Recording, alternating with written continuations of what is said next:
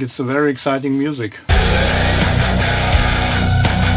Hello, Mr. Mark Mozart. I'd love to have my mix mastered by you. In fact, it would be an honor. I'm a great fan of your work. Oh my god. Hope to hear from you soon. Thanks, Mauricio Avila from Brazil. Mauricio. We should have hidden the World Cup.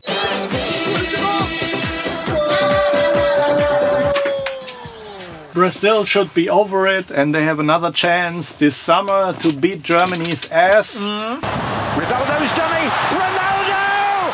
It's 2-0! Okay. Roll the music.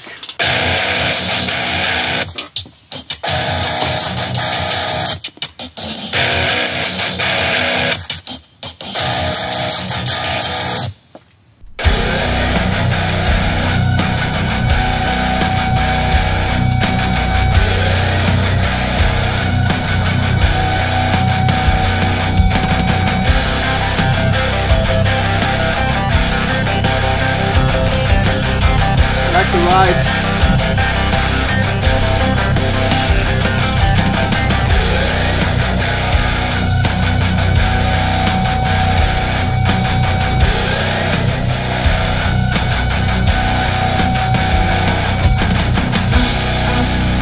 One side strip.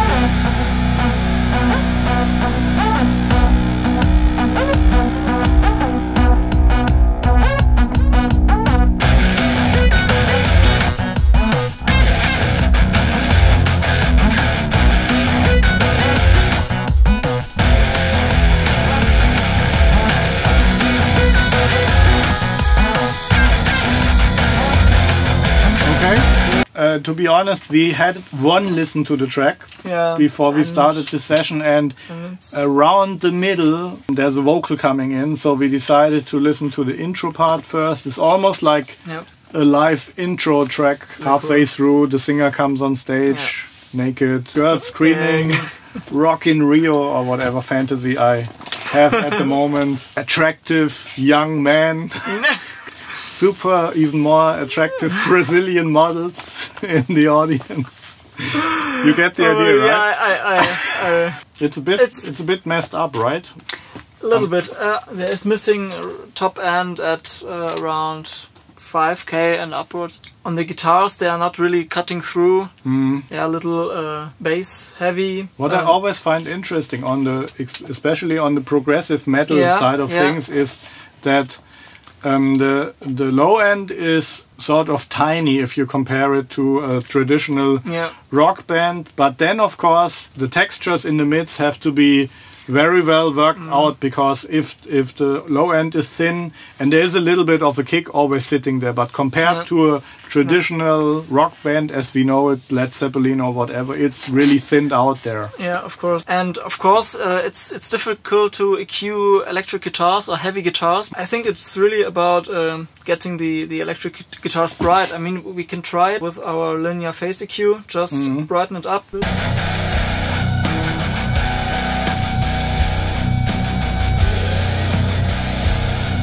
I wanted to ask you, you know, we have a couple really great reference track for this. Andy Wallace, Hail to the King. Hail to the King by Avenged Sevenfold. Yeah, I think this would be a great reference. They do it to perfection. It's a mix where you can see every instrument, everything has its place, has a lot of energy. It's not slammed at all on the mix bus. It's very crispy, transparent, crispy.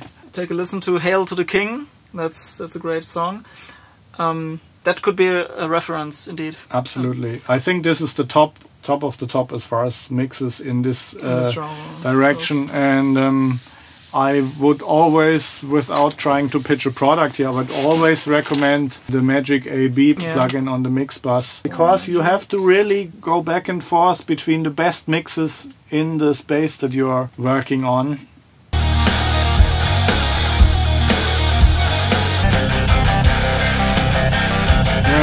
You hear the difference.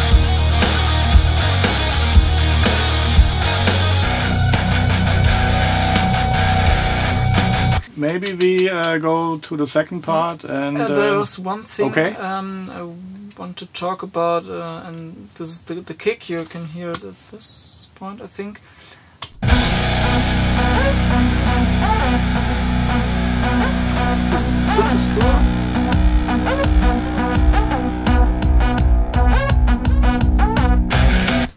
I personally think the kick is a little bit too dry. I would bring in some room mics, samples, whatever you got.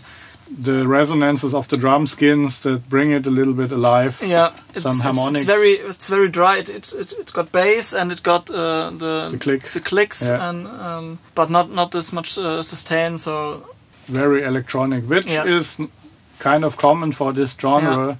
But then it needs a little more meat as well. Just a little bit to give it some life. The vocals come in very late on the track, so we skipped to where the vocals come in, or a little bit before. Should be, yeah. I'm tired of being the spectre of my own life. Prisoner in a cold system, watching my life, investigating and confusing with your lies. This is the bounds of my beliefs. I need to break these. Push the invisible soul.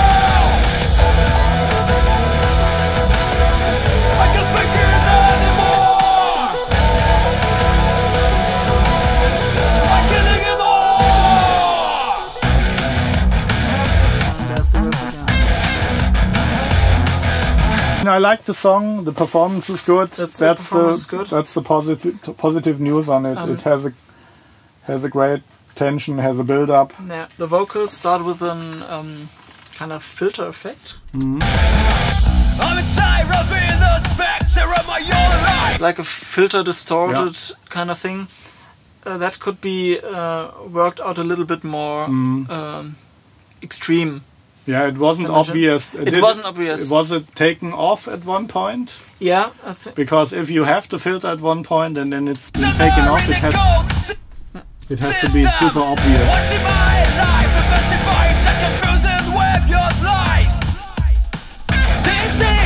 Okay. This contrast is not extreme enough. It's almost like switching from old school telephone sound to the guy on stage. So maybe I would filter it a little bit more to give it more mid-range, about 2.5K. I think I like the idea that when the guy comes in, he's kind of in the middle of the music and fighting against it and struggling, which comes across very well through the distortion. And then when the full range vocal comes, it's like he comes on stage from above or something with a big bang. Yeah. And then he has to really front the band. Of course, the song gets more open at this point too. I need to break these. Push the invisible soul. There it opens up and I can make it anymore. There's a lot of dynamic in it. The different parts are really changing and there's really space. We have to make sure in the mix and master that there is space so that this part, for example, is really a lift and a big build. Guess I would recommend a stem mastering at this point. The usual kick snare, kick snare, and then a stereo rest of the drums. Electric guitars, separate. However many he has. A stereo pair of electric guitars. Yeah. Is there a bass guitar? I think. Or is it all synth based? Unison with the guitar. That needs to be separate as well. Yeah. Vocal dry, of course. Vocal dry. Stereo backing vocals dry. Stereo backing. Regarding the backing vocals, they are too dark. Maybe run it through the old Dolby. That would be. We have these. We have like how many 8 channels of an old Dolby noise reduction. When you use the encoder, it puts a nice shine on the treble. Yeah, it's basically a multiband compression, and it brightens up the highs and a little bit dampens the low mids. Yeah. Don't need any EQ, just run it through and mix it in, and it's a secret weapon we have. So backing vocals separate, lead vocals dry. I want to scream into my throat, please. My fiery cannot become myself.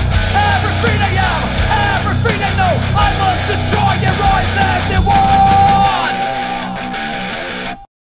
It's a good track. I really like it. This would be very difficult for him to fix, I guess. But then at the same time, it's not that much work for us to work with the stems, you know. No. It's mainly because we come fresh into the process and we haven't done 3 weeks on it. It's very simple assessment. We know what to do with it. It's a huge difference compared to mixing a track from scratch, which is basically a 2-day session here at least. And you can hear the work Mauricio put into it, because bass and electric guitars sit together. Yeah, but I mean, we know tracks where the guitars, you have to be tightened before you can even do some work with them. But this is super tight. I think he's a little bit too involved right now. Mauricio, I'm always interested. If you want, you can send us a picture of the gear you use, of the studio. Just interesting when you hear the sound.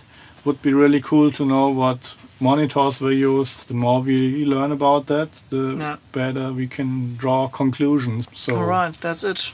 Yeah, Timberland, I hope you're watching this. I just want to take a quick listen on the NS10.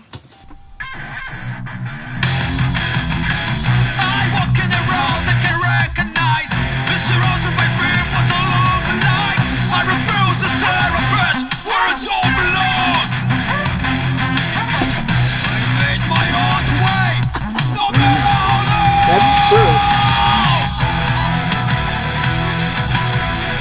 Good stuff.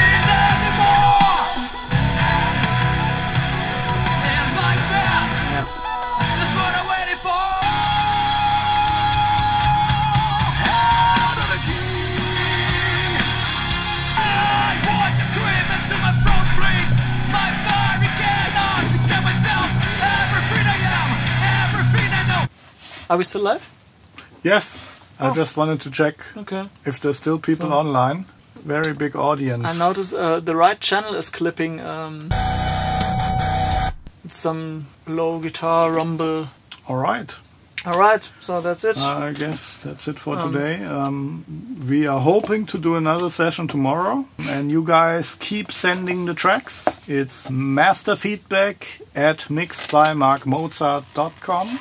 Yeah, and I'll be in touch with you guys, and tomorrow and next week as well. Peace.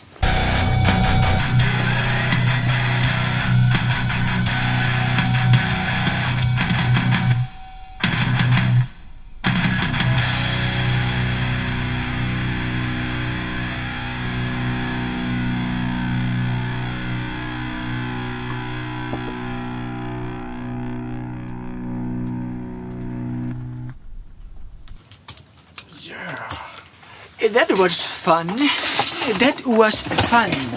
You're still live, Nick. Oh, okay. I didn't know that.